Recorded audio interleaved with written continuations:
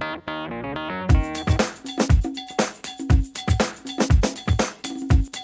my beautiful friends, this is Miriam again. I hope you all doing very well with your journey and with your first semester of the nursing school. I am going to share 5 tips with you today about how to be really successful in first semester of nursing school. Well, I already made one, I didn't like it, so I'm going to redo it for you guys, okay?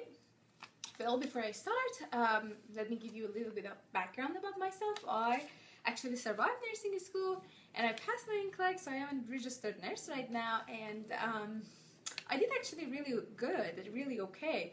I finished nursing school with GPA of 3.85, so I'm going to share my tips with you, and I'm sure you can be really successful. Okay, so I was just thinking about nursing school,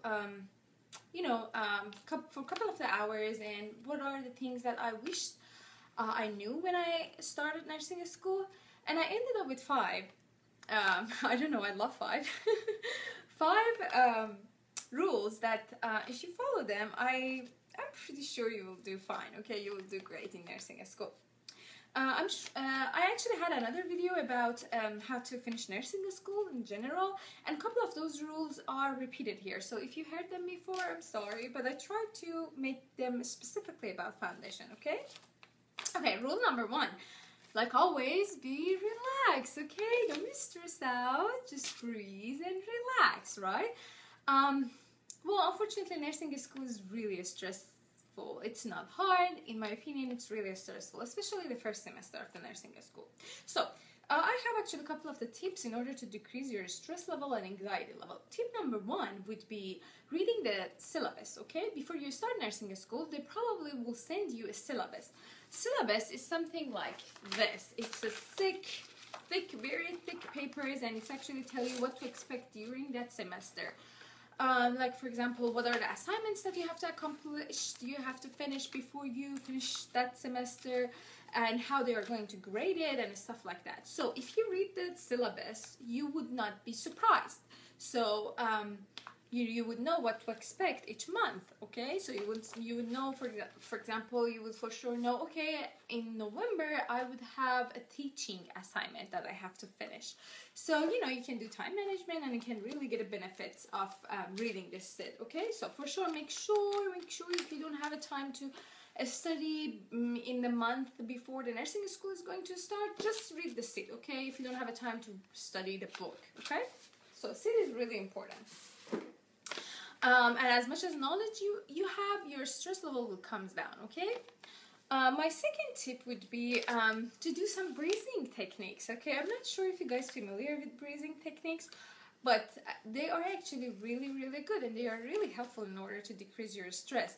You can watch some videos if you don't know how to do them, or you can ask me, because I studied so much about them and I read so many articles about it, good articles, juicy articles with too much citation, so I can demonstrate how to do those breathing techniques. So if you want it, you can put the comments below. They really helped me. And when you go to the psych rotation or psychiatric semester, they would teach you so much about it. So you would learn about those breathing techniques during nursing school as well.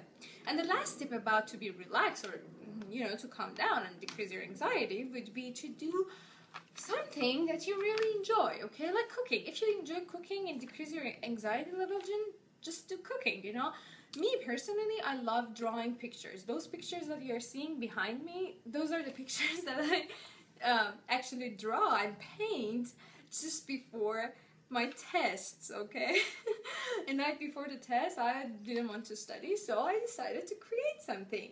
And maybe one time I'm going to make a video about all of my paintings, but pretty much they really helped me, they decreased my anxiety level. Okay, so that was rule number 1, be relaxed. Rule number 2 is read before your class, okay? If you have a time, at least read the PowerPoints, okay? If your instructor is going to send you the PowerPoints ahead of the time, make sure you're at least looking at them before you go to the class. They're really helping you to decrease your stress level and increase your knowledge, because the key is to repeat the information over and over again to be really confident about that information, right?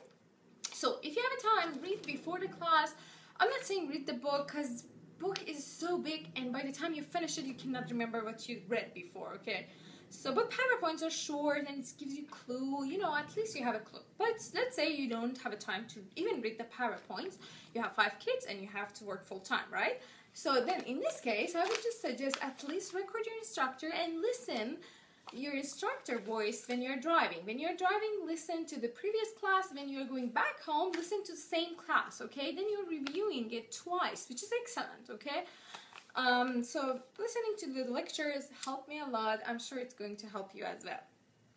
And about reading the book, I already said in my previous video, reading the book is painful, okay? Especially the foundation book, which talks about so many stuff that it's too much and you never need them, okay? Too many theories, and when you go and take a test, all they're asking you is application. They never ask you about different theories in the nursing. So my suggestion is to read the boxes very well. If you have a time, read the whole thing. You never ever miss anything by reading a book. You always get more information. But sometimes too much information is not really good, trust me. So read the boxes for sure, over and over again. So that was about reading, okay? Tip number 3 is NCLEX questions. You need to do so many NCLEX questions in order to be successful in this class, because this is the first time that you are facing those crazy questions, those application questions. You have to be prepared for them. The worst grade that I ever made in the nursing school was the first test of the nursing school, which I made 74. That was the only test that I've got C.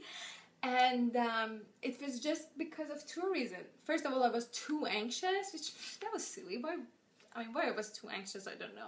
That was just a silly test. And second of all, I read the whole book instead of doing too many NCLEX questions. But I learned my lesson pretty soon, and I changed the way that I studied. So for foundation, I actually use this book. It says Foundation Success Series 2nd edition, right? And it's a Davies Success Series book, okay? You can use any NCLEX book, but I don't know any other editors or any other brands of the book that specifically talk about each semester, right? Like Sandler, which is my favorite book, has some chapters about foundation, but it's not exclusively about foundation. But this book was about foundation. It has a great rationale. At the end, it comes with the CD that you can practice comprehensive tests for your HESI test. I'm sure you don't know what the HESI test is because you just started, but if you don't know it, ask in the comment, I will answer it, okay? So, NCLEX questions are really good. Davies Success Series helped me. I hope it's going to help you as well, okay? Number 4 tip would be practice a lot in the skill lab, okay? You have a skill lab which basically you learn how to do injection, IVs, and stuff like that. The key to be really successful in that class is to practice it over and over again. So, number 1 tip would be to record your instructor and listen to it and do exactly what your instructor is doing, okay? So she's demonstrating it, you're recording it. When she's done, you're going to listen to it and you're going to do exactly like her, because this is the way that she wants you to do it when she's going to check off you, okay?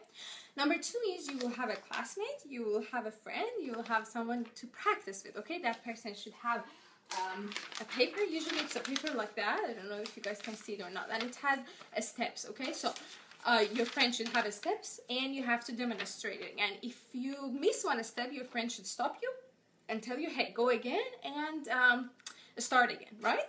So practicing in the skill labs would be excellent. And in order to perform really good in the skill class, you can watch YouTube's videos. They are awesome. Some of those YouTubes are so good, and they have, they have a couple of the students, they demonstrate that they did, and, they're fun to watch, and you can, you can practice with them, and you can see those stuff. So use your free sources, okay? Free resources is awesome. Or awesomes, I'm sorry. Rule number 5 will be clinical. You have a clinic. You are going to the hospital and you are going to practice the stuff that you learn in different settings, right? This is whole another video, clinical. I can talk forever about clinical, but I just wanna have a short video this time. So I will just give you one rule. If you're not doing anything in the clinical, Make sure you're friends with your instructor. You are respectful as you can. You are not going to correct your instructor if she said something wrong. You are not going to be, you know, someone that, you know, to ask too much questions and stuff like that. You want to be respectful. Your goal is to accomplish this class and move on, right? So, trust me, if you just, you know, ask too many questions or not be respectful or come late and, you know, just not be a good nurse, I mean, I hope you pass, but there are some cases that, you know, I've seen, and just because of their attitude, they fail the course, okay? So basically, the most important things in the clinical is having a positive attitude. Okay, guys, thank you for watching me. I always enjoy reading your comments, and I hope you guys be really successful. Please, please, please share your thoughts and feelings with me. Share your experience with me, and tell me, are you enjoying your first semester as much as I enjoyed or not? Thank you very much, and I hope you the best luck. Bye-bye.